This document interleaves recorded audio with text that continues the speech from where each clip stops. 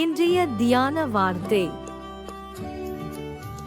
2 கொரிந்தியர் 12:9. அதற்கு அவர், என் கிருபை உனக்கு போதும், பலவீனத்திலே என் பலம் பூரணமாய் விளங்கும் என்றார். ஆகையால் கிறிஸ்துவின் வல்லமை என்மேல் தங்கும்படி என் பலவீனங்களை குறித்து நான் மிகவும் சந்தோஷமாய் மேன்மை பாராட்டுவேன்.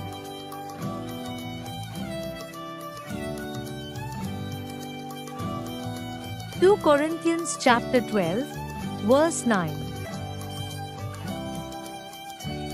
But he said to me, my grace is sufficient for you, for my power is made perfect in weakness.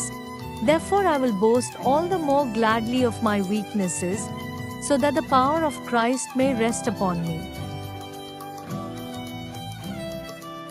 இயேசு கிறிஸ்து உங்கள் அனைவரோடும் கூட இன்றும் என்றும் இருப்பாராக. ஆமென்.